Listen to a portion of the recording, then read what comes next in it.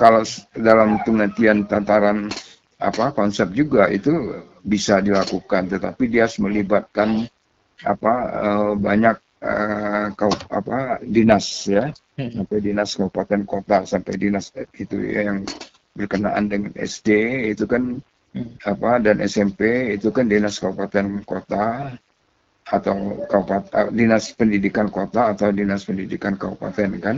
Sedangkan di tingkat provinsi itu SMA SMK itu di tingkat provinsi. Jadi ini harus terlibat ya, tetapi ukuran itu juga harus berdasarkan daerah itu, karena itu maka mereka harus terlibat begitu kan. Nah disinilah kita minta kejujuran, karena anak tidak perlu takut ya, sekolah tidak perlu takut. Kenapa saya katakan begitu? Anak tidak perlu takut karena tidak ada hubungannya dengan masalah lulus dan tidak lulus. Betul. Tidak ada hubungannya dengan masalah naik kelas dan tidak naik kelas. Sekolah tidak perlu takut karena kalau memang itu kelemahan dia bisa nanti mendapatkan bantuan untuk memperbaiki. Ya mungkin itu karena gurunya yang tidak cukup. Ya kita tahu sekarang itu kan banyak sekolah yang gurunya juga tidak cukup. Mungkin karena fasilitasnya yang tidak cukup.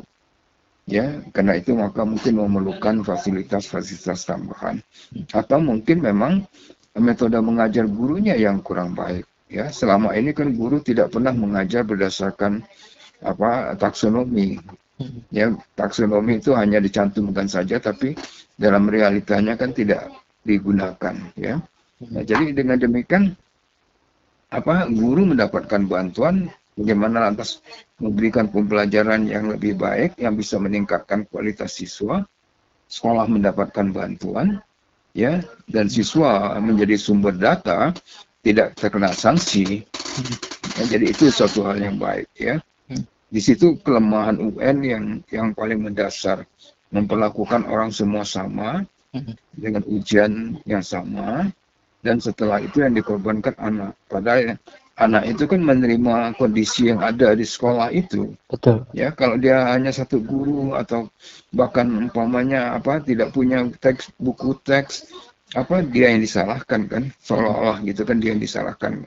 Kenapa akibatnya dia tidak lulus dan sebagainya. Itu kan tidak sesuai dengan prinsip pendidikan. Nah, kalau assessment ini lebih sesuai dengan prinsip pendidikan seperti itu. Artinya memang kalau dilihat ini peran aktif dan kejujuran pihak sekolah maupun Pemda baik dalam penyelenggaraan asesmennya maupun melaksanakan rekomendasi gitu setelah dievaluasi itu sangat penting ya Pak ya. Ya, jadi kalau mereka paham apa yang tujuan dari asesmen nasional itu kan mereka tidak perlu takut kan, saya tidak perlu menutup-nutupi keborokannya gitu kan, karena keborokannya itu akan diperbaiki. Jadi kejujurannya itu memang sangat dipentingkan. Nah, kejujuran itu bisa terbangun kalau dia tidak merasa terancam gitu kan, tapi merasa mungkin mendapatkan bantuan dari apa yang dia lakukan pada saat sekarang. Demikian juga tindak lanjut seperti kata Anda, itu penting. Ya, so, kalau hanya sekedar assessment dan kemudian tidak ada tindak lanjut, itu percuma saja. Ya, itu tidak membantu.